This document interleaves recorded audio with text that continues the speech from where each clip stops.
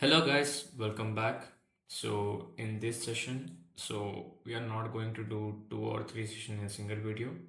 I'm going to take one session, that is session 9 lab and ADK task today, and I will be posting session 10 lab and AADK task tomorrow because it is too much lengthy and theoretical session, and it will take more than half an hour to do a single video on that. So we are going to do session 9 lab and ADK tasks now. So without wasting any time, let's begin.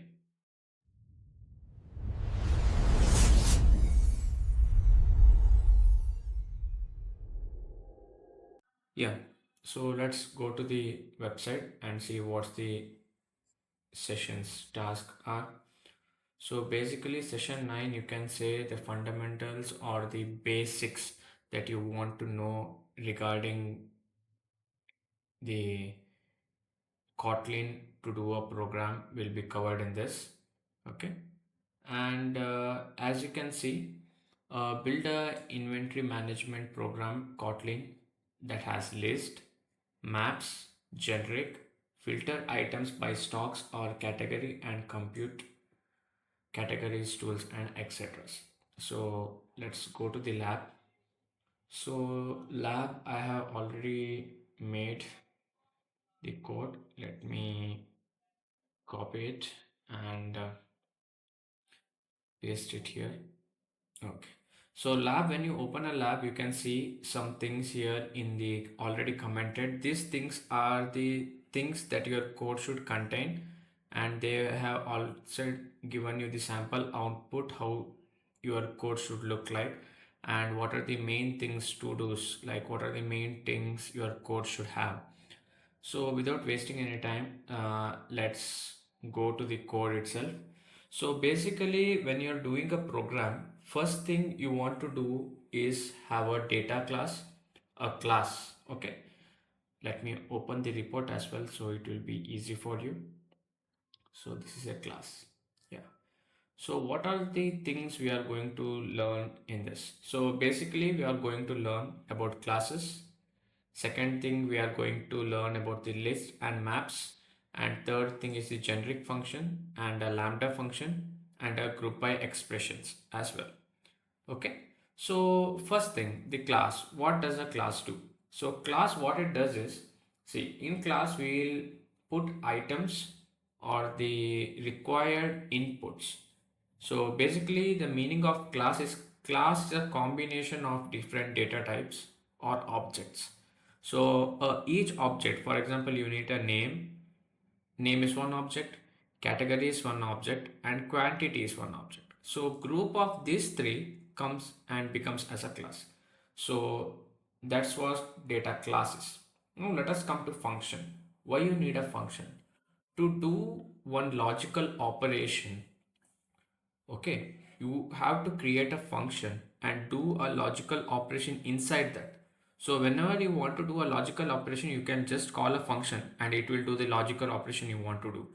Rather than again and again writing the same code, you can just call a function and do that job for you.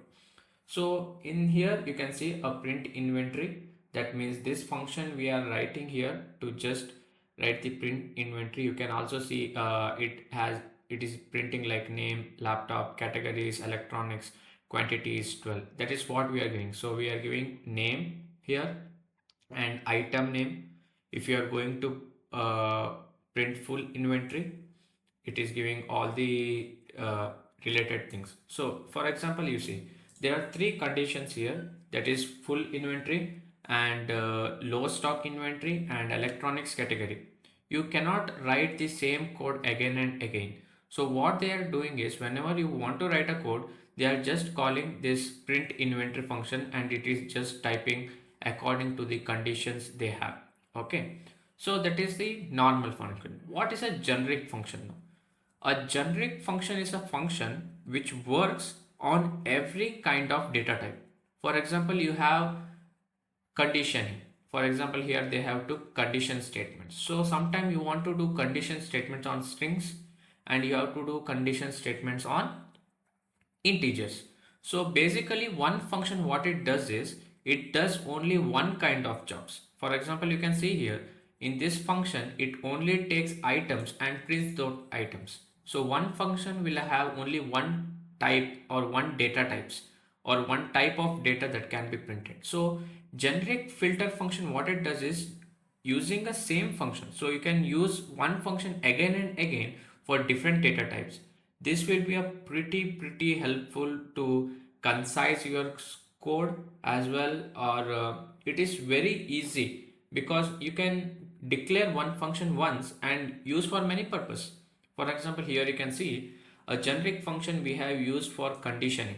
For what are the conditions we are doing? See, first we have used low stack condition. That means when, let us come to the logic here. See, when you low stack condition, so when the stack, the we are calling this function, what is filter list? Filters list is a generic function. So now we are giving the input as int. Okay, we are using a int input. So when the quantity is less than 10, they are telling to print. Okay, so what it does is it goes here, first goes to the function and takes the condition. If the quantity is less than 10, then you have to list it out. So mutable list, they are using a list function for that. So mutable list is when the condition is true, it goes and it will be inserted in this mutable list. So one list is done and next one is the keyboard which have less quantity. So two list is done. So then what you want to do, you want to print another as well where the category is equal to electronics. Now electronics thing is a string. So you don't want to write another function for that. You have already did a generic function. So what it does is now it will not use this thing. It will use this thing, the list function it will use. So what it does is when where there is electronics or the string name, category name is equal to electronics, it will print all the details here. You can see name is equal to laptop, category is electronics, name is equal to keyboard, category is electronics. Okay, so at last what they are using is they are using the category or grouped items.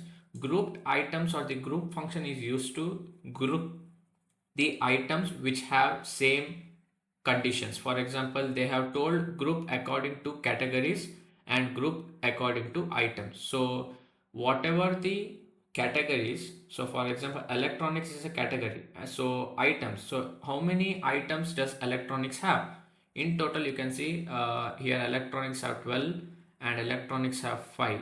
Okay, 12 plus 5 is 17, so 17 is the total electronics.